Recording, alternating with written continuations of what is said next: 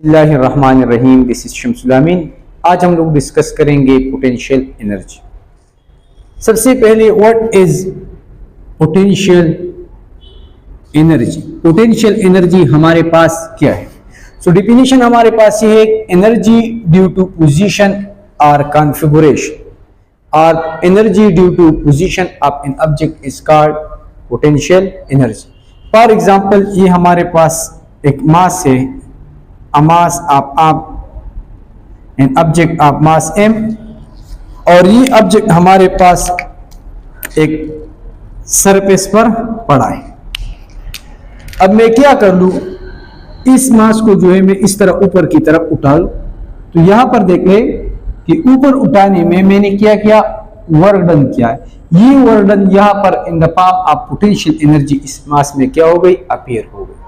जो work done मैंने किया वो हमारे पास in the form of potential energy इसमें स्टोर हो गई। अब अगर इसको हम छोड़ लें तो क्या होगा, ये हमारे पास दोबारा नीचे की तरफ आया, नीचे आया, उसने वर्क किया और इसका रीजन हमारे पास था पोटेंशियल एनर्जी। सो एक ऑब्जेक्ट को अगर हम ऊपर की तरफ अगेंस्ट ग्रेविटेशनल फील्ड उठाते हैं तो इस पर ऊपर की तरफ हम फोर्स अप्लाई करेंगे और ये हमारे पास क्या करेगा, this will cause some sort of displacement. तो फोर्स हम लोगों ने अप्लाई किया और इसने डिस्प्लेसमेंट कवर किया, तो यहाँ पर हमारे पास वर्क डन हो गया W is equal to FT। So top पर जो पोटेंशियल एनर्जी हमारे पास अपीयर हो गई वो असल में ये वर्क डन जो हम लोगों ने किया है, ये हमारे पास यही वर्क डन है। अब वर्क डन हमारे पास क्या हो गया, यहाँ पर W is equal to FD। So potential energy इस केस में हमारे पास हो गई, potential energy is equal to FD।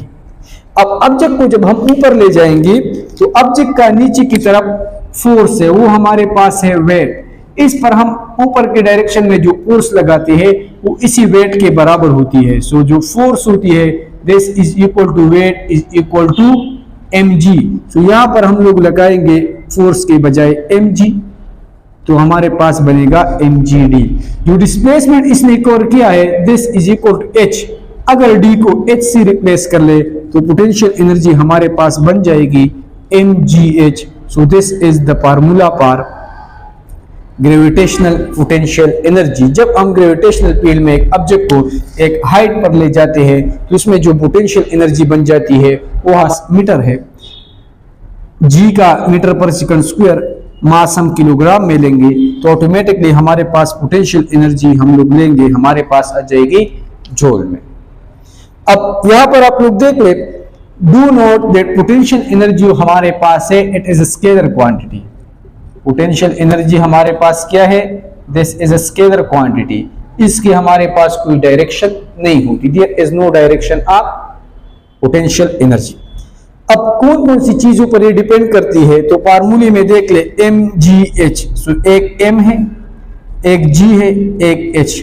Potential is directly proportional to mass, potential energy is directly proportional to g और potential energy is directly proportional to h। इन तीन चीजों पर पोटेंशियल एनर्जी डिपेंड करती है। अब यहां पर आप लोग देख ले, ये डिपेंड किस चीज पर नहीं करती, वेलोसिटी पर ये हमारे पास डिपेंड नहीं करती। इक्वेशन में टाइम नहीं है तो ये हमारे पास टाइम पर डिपेंड नहीं करती। इक्वेशन में हमारे पास पाथ नहीं है तो ये हमारे पास पाथ पर भी डिपेंड नहीं करती। So do remember the dependent and independent factors. Next हमारे पास है यूनिट। सो ऐसा यूनिट हमारे पास पोटेंशियल एनर्जी का क्या है, ऐसा यूनिट हमारे पास है जूल। जूल mgh फार्मूले के हवाले से m अगर किलोग्राम में हो, g आप लोग मीटर पर सेकंड स्क्वायर में ले ले, h को आप लोग मीटर में ले ले, तो जो आंसर आएगा वो ऑटोमेटिकली हमारे पास जूल में आएगा। CGS सिस्टम में हमारे पास जो यूनिट है दैट इज ERG और 1 जूल हमारे पास बराबर है 10 to the power 7 ERG। 10 to the power 7 mean 1 2 3 4 5 6 7 1 10 100 1000 10,000 lakh 10 lakh crore. 1 crore ERG is equal to 1 joule, यानी जूल बहुत ही बड़ा यूनिट है, ERG हमारे पास बहुत ही छोटा यूनिट। और यूनिट हम लोग एनर्जी की जो यूनिट से वो ले सकते हैं या वर्क की, जिस तरह हमारे पास कैलोरी है, कैलोरी भी हमारे पास एनर्जी का यूनिट है, जो इसको हम पोटेंशियल एनर्जी के लिए कभी कभी यूज कर सकते हैं। इलेक्ट्रॉन वोल्ट जो है, जब पोटेंशियल एनर्जी जब हम इलेक्ट्रॉन के लिए स्टडी करते हैं तो हम इसके लिए भी इलेक्ट्रॉन वोल्ट भी यूज कर सकते हैं। सो वर्क डन और एनर्जी की जो यूनिट्स है वो हम लोग यहाँ पर यूज कर सकते हैं, लेकिन मोस्टली हम लोग जूल यूज करेंगे। फैक्टर्स ऑलरेडी हम लोगों ने डिस्कस किया, it is m, it is g and h. तीन चीजों पर सिर्फ हमारे पास ये डिपेंड करती है। The first one is mass. अगर हमारे पास दो ऑब्जेक्ट्स हैं, एक छोटा ऑब्जेक्ट है एक बड़ा है, m1 m2, इसको मैं यहां पर ले आऊंगा, ये हमारे पास बनेगा m1 और इसको मैं यहां पर ले आया, ये हमारे पास हो गया m2। दोनों अर्थ पर है तो दोनों के लिए g की वैल्यू सेम है। इसका हाइट h1 और h2 दोनों हाइट सेम है, तो यहां पर लेट सपोज हाइट 1 है, g हम लोग 10 ले ले, तो potential energy is equal to mgh, m multiply g की value 10 multiply by 1। So m की वैल्यू जितनी ज्यादा होगी उस आंसर उतना ज्यादा आएगा। तो यहां पर देख ले m2 अगर m1 से ज्यादा है, इसी वजह से सेकंड ऑब्जेक्ट की पोटेंशियल एनर्जी भी हमारे पास फर्स्ट ऑब्जेक्ट की पोटेंशियल एनर्जी से ज्यादा हो। So greater the mass greater the potential energy. Next हमारे पास है g। पोटेंशियल एनर्जी के फार्मूले के मुताबिक potential energy is equal to mgh। अगर मास सेम हो, हाइट सेम हो, लेकिन g डिफरेंट हो, तो then potential energy depends upon g।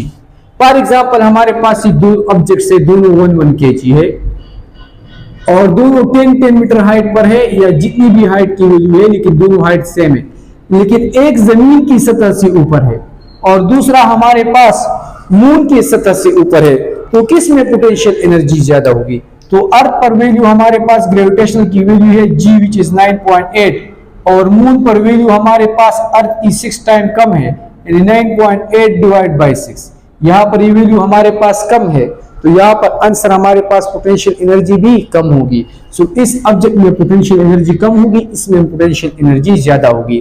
तो यहाँ पर आप लोग देख ले, greater the value of g greater the potential energy. Earth की वैल्यू मून से क्या है? ज्यादा। So potential energy of the surface of earth will be greater than potential energy on the surface of. Surface से जब height पर होगी तो इसके लिए मून के केस में ज्यादा होगी। तो इसका मतलब क्या है? if two objects of same mass are at same height, one at earth and another at moon, तो फिर हमारे पास क्या होगा? अर्थ की केस में पोटेंशियल एनर्जी ज्यादा होगी। Potential energy on the object in earth will be greater than potential energy on moon, क्योंकि यहाँ के g की वैल्यू ज्यादा है। दूसरा हमारे पास है हाइट। अगर हमारे पास टू ऑब्जेक्ट्स हैं a एंड b, दोनों की मास सेम है, दोनों हमारे पास अर्थ से, एक को मैं हाइट पर ले जाऊं 10 मीटर हाइट पर, दूसरी को मैं ले जाऊं 20 मीटर हाइट पर। यहां पर मैंने वर्डन ज्यादा किया है तो यहां पर पोटेंशियल एनर्जी ज्यादा होगी, यहां पर वर्डन मैंने कम किया होगा, पोटेंशियल एनर्जी हमारे पास कम होगी। So according to the formula of potential energy is equal to mgh, the potential energy is directly proportional to height. Greater the height greater the potential energy. Second के केस में हमारे पास potential energy ज्यादा है first के case से, तो potential energy भी second case में ज्यादा होगी फर्स्ट केस। सही है। अब यहां पर आप लोग देख ले, ये हमारे पास हो गया factors affecting the potential energy. Dimension हमारे पास क्या होगा? What will be the dimension? So सारी पोटेंशियल एनर्जी और वर्क डन की डायमेंशन सेम है, लेकिन दोबारा हम फाइंड करते हैं। मास का डायमेंशन है m, एक्सीलरेशन मीटर पर सेकंड स्क्वायर lt-2, h का l ml2t-2, ml2t-2 is the dimension of potential energy. It is the dimension of potential energy. It is the dimension of kinetic energy. It is the dimension of work done. It is the dimension of torque. इन सब चीजों का सिर्फ एक ही unit है, वो हमारे पास क्या है? वो हमारे पास है ml2t-2.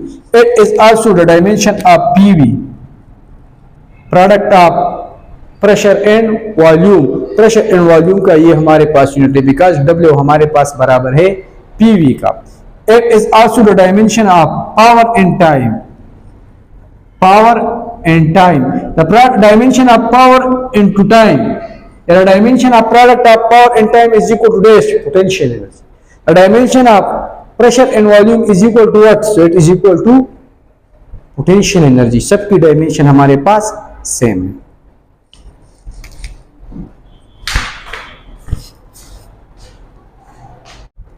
Next is ratio.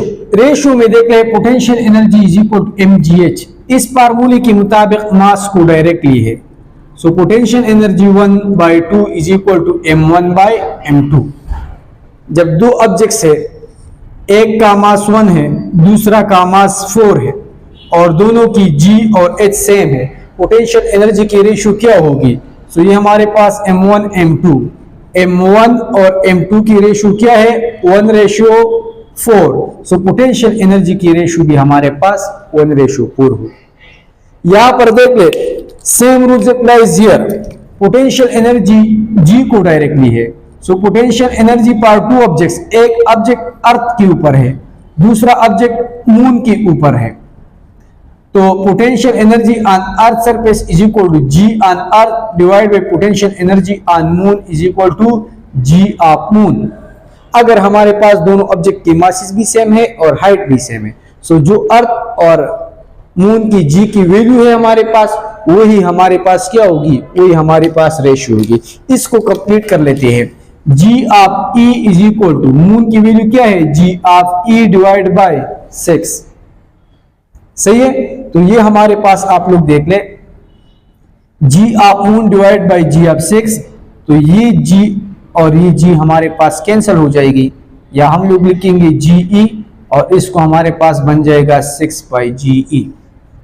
तो ये दोनों कैंसिल हो जाएंगे, ये डिवाइड मैंने मल्टीप्लाई में चेंज किया तो हमारे पास आएगा 6। So the potential energy of earth to that of mass, या potential energy of earth to that of moon is equal to 6/1।